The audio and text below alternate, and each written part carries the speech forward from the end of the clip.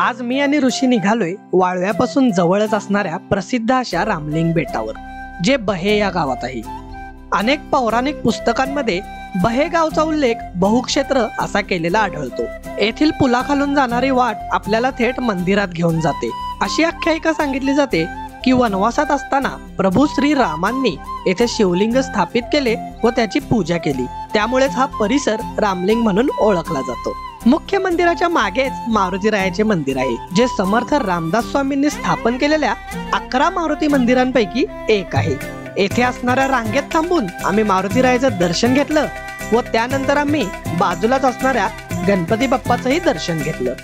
इथला परिसर शांत व निसर्गरम्य असल्याने श्रीरामांनी हे ठिकाण पूजेसाठी निवडलं होतं असंही सांगण्यात येतं आणि इथला परिसर पाहून ही गोष्ट मला खरोखर पटली।